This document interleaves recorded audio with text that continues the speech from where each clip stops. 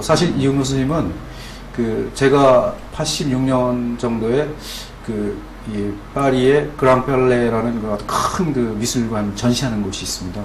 근데 그 선생님은 그때까지도 꾸준하게 이렇게 작품을 발표를 하셨어요. 그러니까 일반 사람들이 예술이라는 거는 그 사람하고 상관없이 어떤 그 작품을 통해서 볼 수도 있고 그 사람을 만날 수 있는 거기 때문에 그 살롱전에 끊임없이 계속 출품을 하셨던 분이고, 그래서 그런 거를 우연한 기회에 그 작품을 보고 선생님에 대한 자료를 한번 나도 좀 좋은 스승님 한번 만나보고 싶다 이런 생각을 해서 국립도서관이나 이런 데서 자료를 이렇게 보니까 기화를 하셨더라고요, 프랑스에.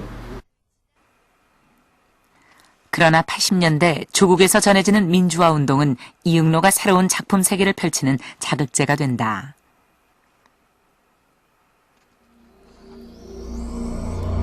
(80년대) 그는 대형 화폭에 수천 명의 사람들을 붓으로 하나하나 그려넣은 군상 시리즈에 도전한다.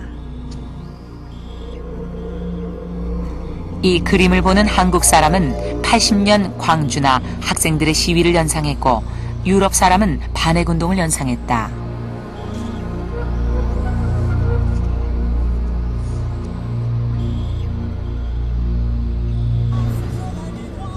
마침내 1987년 길었던 군사정권의 통치가 끝났다.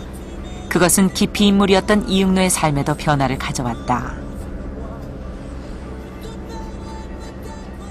그 이후에 이제 기자분들도 나중에는 88년도에 많이 찾아오셨어요. 근데 그 전까지만 해도 아무도 만날 수가 없었어요. 아무도 만날 수가 없는 게 아니라 찾아간 사람이 없었습니다. 한국 사람이? 예. 그래서 그때 당시에 87년인가 하여튼 그때 이렇게 찾아뵀을 때 막 우셨다고요. 막 눈물이 글썽글썽 하셔가지고. 80 그때? 예. 여기를 어떻게 왔냐고, 이 무서운 데를 어떻게 왔냐고 그러시는 거야. 그래서 그 말 듣고 굉장히 가슴이 아파가지고 많이 울었습니다, 서로도. 고향에 가서 활동하고 싶다. 더 늙기 전에 고향 가고 싶다는 말씀을 많이 하셨습니다. 이응로와 조국의 본격적인 재회는 88 올림픽을 계기로 추진되기 시작했다. 당시 월북 작가들이 속속 해금되면서 이응로를 대하는 국내의 태도에도 영향을 미쳤다. 그래서 중앙정부 같은 기관을 비롯한 정부 쪽에 지금 이런 상황에서 고암 이응로전을 주최한다면 과연 어떻게 했는가라는 식으로 이제 개인적 차원에서 타진을 해보는 거죠. 근데 의외로 그렇게 아주 경직된 태도로 안 된다라고 그렇게 금지 쪽에 해당하는 말은 아니고 약간의 유보적인 그런 답변이 왔어요. 그래서 자신감을 가지고 1989년 1월 1일 서울 호암미술관에서 고암 이응로전이 열렸다.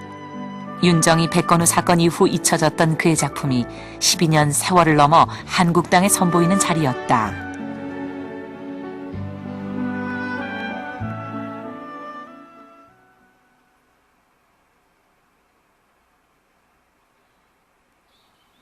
이러한 국내의 분위기를 타고 프랑스 파리에 있는 이응로의 모습이 TV 카메라에 담겨진다.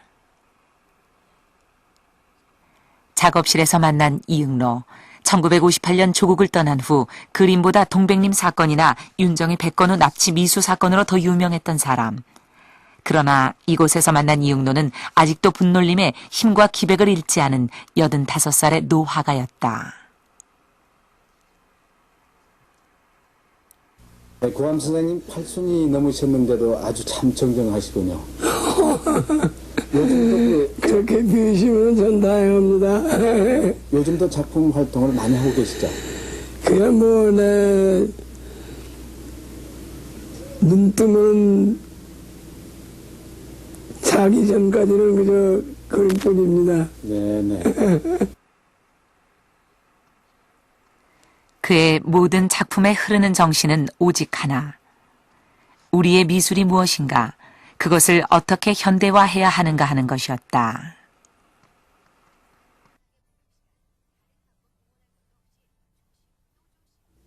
우리 이것이 무엇인가, 우리들이 무엇을 해야 옳은가, 이런 문제로서 자연적으로 자기가 생각하고 있는 걸 어떻게 보면 시대에 따라서 시대에 어긋나지 않도록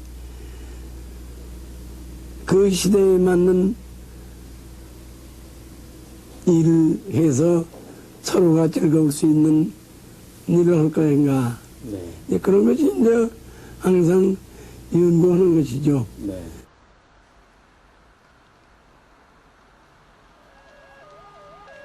그로부터 사흘 후 이응노는 파리의 아비센느 병원 응급실에 입원한다. 그날 아침 다리가 마비돼 일어나지 못했던 것이다.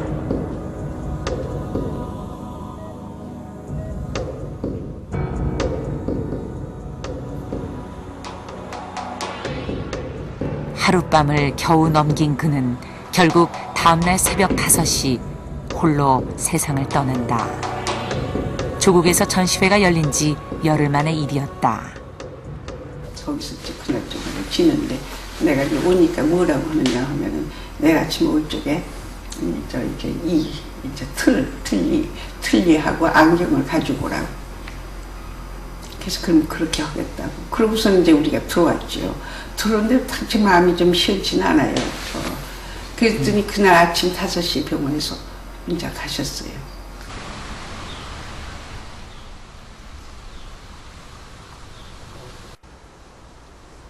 페르 라세즈 묘지. 파리에서 가장 크고 아름다운 공원 묘지인 이곳은 추모객들의 발길이 끊이지 않는다.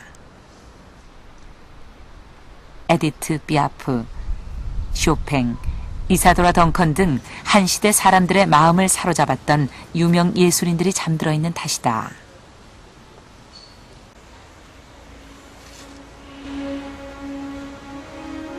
이곳 한켠에 자리한 이응노의 묘.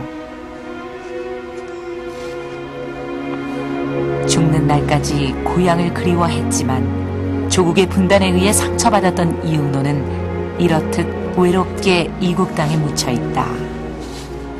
La vie de Maître Yi est pour moi absolument exemplaire. Je ne connais pas d'artiste qui se soit autant consacré à son travail, qui ne vivait que par son travail, de cette façon-là, aussi intense et aussi authentique.